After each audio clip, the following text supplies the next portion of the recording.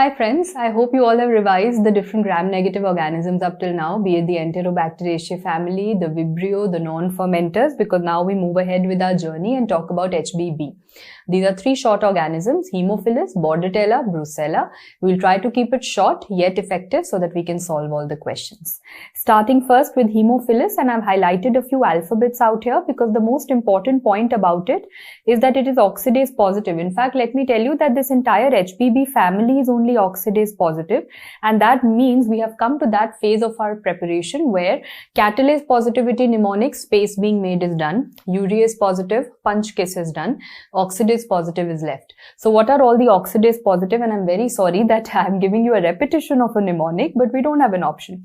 For urease positive organisms, we had something called punch kiss, right? And I'm just going to alter that punch into PVNCH, almost like a punch, and that is going to be oxidase positive. So what all do we have in it? We have P for Pseudomonas. Right now we had only studied it utilizes sugars oxidatively. So yes, the previous chapter we have done this, oxidase. Even for Vibrio we had done it as oxidase. Remember, it was also a part of the coins mnemonic. It is oxidase positive. Then Neisseria, go back to the cocci. We made a table. Meningitis, gonorrhea, oxidase positive, purple color test. We've done it. Then the two bacters, Campylobacter, Helicobacter, and with H you will also do this entire HBB family, Haemophilus, Bordetella, Brucella. So repeating, Pseudomonas, Vibrio, Neisseria, Bacter, Campylobacter, Helicobacter, and HBB. All of these are oxidase positive.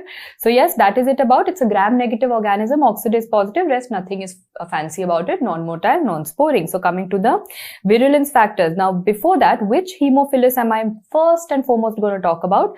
Haemophilus influenzae, which has a lot of F's in it, and that is Pfeiffer's bacillus. That will also remind me later on that because I'm saying Haemophilus influenzae, which is FF, Pfeiffer's bacillus, it requires two factors, that is factor X and factor V. That is also going to be important. So factor X and factor V are going to be there. Now before that, I want to tell you that Haemophilus influenza has a capsular polysaccharide. Now whenever you have capsular polysaccharide, means it's antigenic, means you can divide it into many subtypes, and there are 6 subtypes that are known starting from A to F, out of which you will always come across H1B, because H1B is the one that is the most virulent. H1B is the one on the basis of which you will make a vaccine. So that part of it I want to address over here, that when you're making a vaccine, that vaccine is known as H1B PRP. I'll tell you the vaccine in 5 minutes. PRP is basically a situation which will enhance your immune response, your IgG, your IgA, your IgM. That is why you're using it in vaccination, something that should increase your immunity. So what is this PRP if you want to know the full form? It stands for polyribosyl ribitol phosphate. Do you want to know the full form? I don't think so. So polyribosyl ribitol phosphate is what is going to be the one that you've added so that you can have immune response, and that is why it's used in vaccines. So overall, you just had to know that this has a capsule. It's H1B out of the 6 serotype, Haemophilus influenzae type B. That is the virulent, that is the vaccine, name of vaccine, H1B PRP. Other than that, this also has outer membrane proteins and lipo-oligosaccharides because it's a gram-negative organism. Now, I just told you that it has a capsule, but that doesn't mean that every Haemophilus influenza is going to have a capsule. Please note that there are 2 types of Haemophilus influenzae, and that says that if you're saying they're invasive, then in those cases the capsule will be there.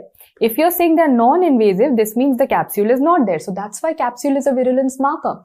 If it's there, the disease is invasive. If it's not there, the disease is not invasive. So right now I told you on the basis of the capsule, which was the type that was the most commonly causing one, it was H1B, whereas if there is no capsule, then there is not going to be any kind of typing that is possible. Further, if you ask me, you're saying it is invasive. Where is it going to invade? You'll say, ma'am, 2 places. First, it's going to invade to all weird, major organs of my body, like it's going to go into the brain. It can cause, things like meningitis, pneumonia, sepsis. It will invade a lot. And second, it will also invade into my blood. And anything that will invade into my blood, this means that is going to come out in a blood culture positive. So the entire story I gave you now, you don't have to learn it like a table that you always do, because I've seen many people learn this like a table. Okay, this is present absent. No, just put a little bit of logic into it and you will know that, for example, you have over here something which is invasive. So invasive wala is invasive because it has a capsule. Anything that has a capsule will have many types. That is why H1B is the type here. Anything that is invasive will invade to all the major organs of the body. It will also invade to the blood of the body, and if it has gone into the blood, you will see it in the culture as well. The only thing that you have to know is Haemophilus influenza. This usually involves the children. Now make everything opposite. If it is non-invasive, means it doesn't have the capsule. It will occur in adults. It is not going to go into the blood. It's non-invasive, only locally. It will cause local things like maybe some kind of ENT infections, maybe some kind of otitis infection, some sinusitis, maybe some COPD exacerbation. It's not going into brain and major organs. It's only going to go locally. So this means it's not going to come in the blood culture. And there are no types, no capsule, no types. How easy does that become? So what are the clinical features that I've already explained to you? I've told you it causes meningitis, it can cause pneumonia, it can cause LTB, laryngotracheobronchitis, which is also known as croup, and it can cause suppurative lesions also. Very well.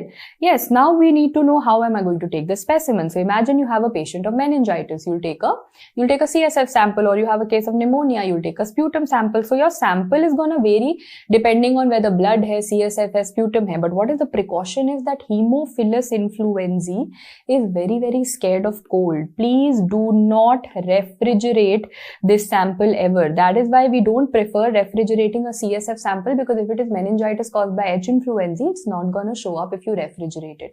So till now you had learned a lot of things like yersiniosis and listeriosis, and there I told you that you should do cold enrichment. If you grow it at 4 degrees, better hoga. But Haemophilus influenza is not grown and not to be done over there. What is the microscopy? It's a gram-negative cocobacilli. There's no doubt about it. So what are you going to do next? Now I told you it's a Pfeiffer's bacillus. If I'm calling it Pfeiffer's bacillus, it requires something known as factor. That is why we said hemo, I'm going to write everything with F now. Haemophilus influenza. So Philus influenza fever requires X and factor V. I'm calling it factor X and V, but most people call it 10 and 5. That helps me learn one thing, that the way you say 10, it reminds you of the other name, that is hemin. So the 10 wala is hemin and the 5 wala is NADP or NAD, right? So remember 10 is hemin and 5 wala is NAD. So you say that if Haemophilus has to grow, it needs factor 5 and factor 10, which a simple blood agar cannot give it. These factors, some of them are there, some of them are hiding inside the red blood cells. So you will have to break the red blood cells, then only these factors are going to come out.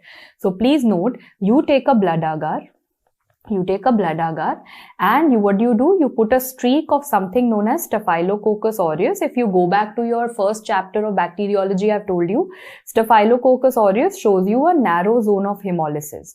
There is a narrow zone of hemolysis noted, means narrowly, just area around it, it's going to break the blood. If it will break the blood, those factors will come out.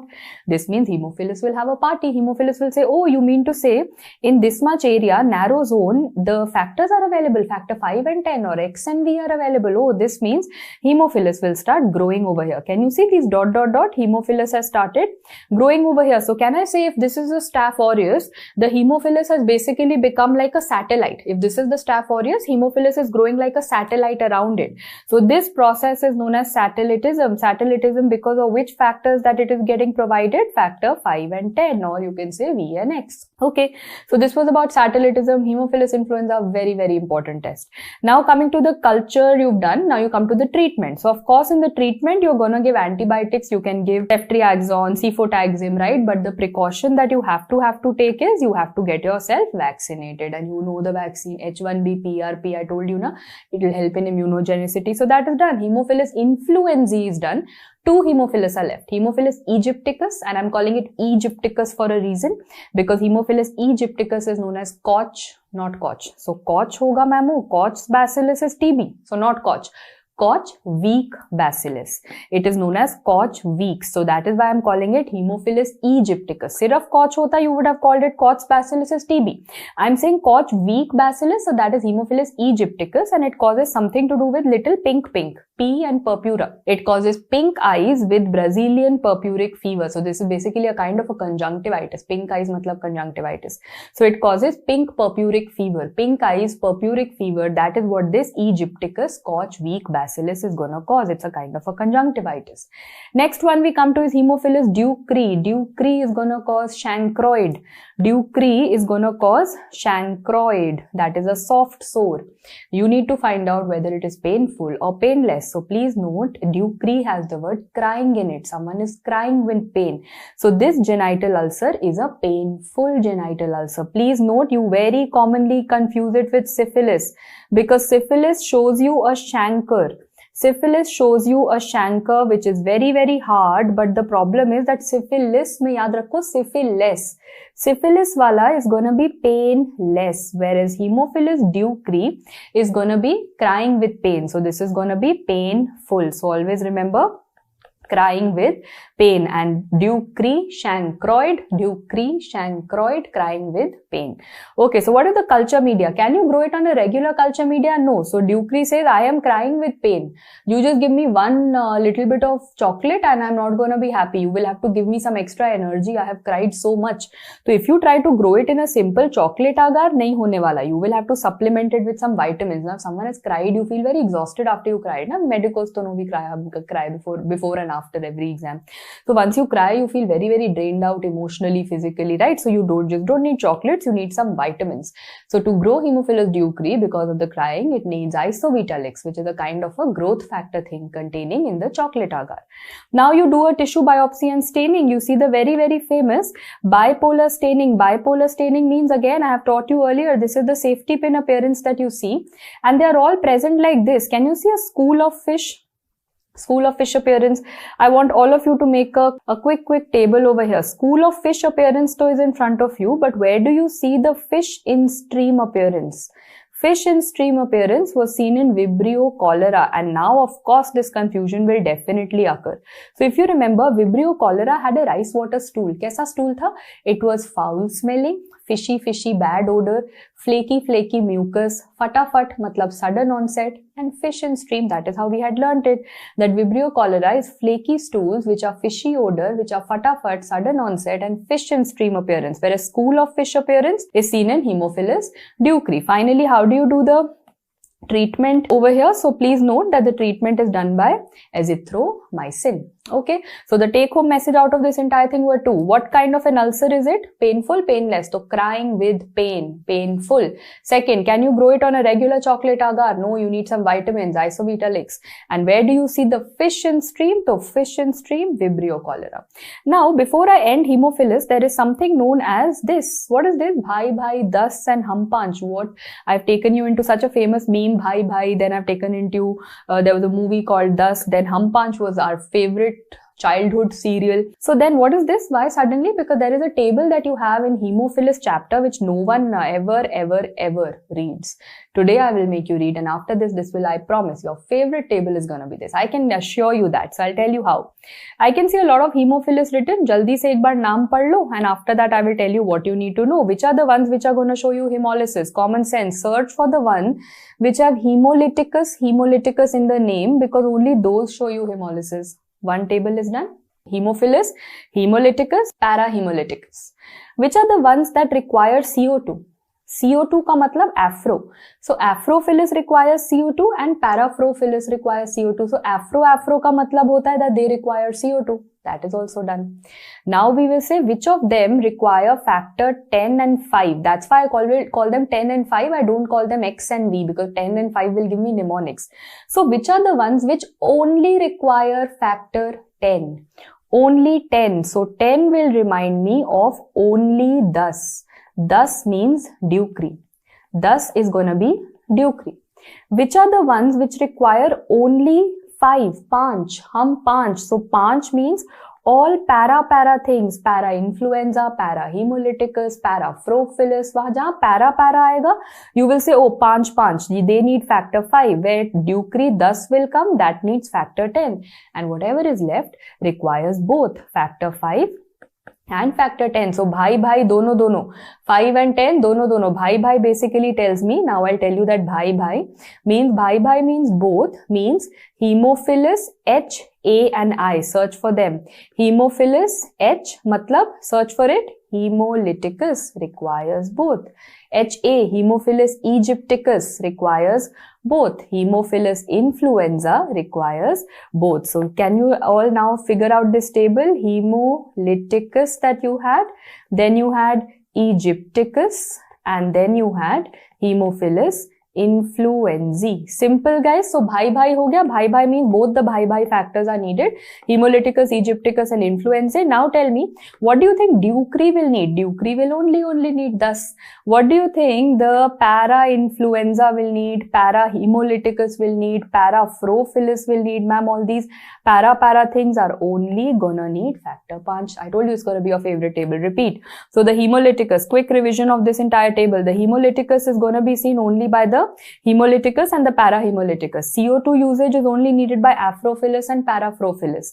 Then Ducree is only gonna need thus. All the para, the parahemolyticus, parainfluenzae, Haemophilus, they only need 5, whereas bhai, this means both are needed by hemolyticus, by aegypticus and by influenzae.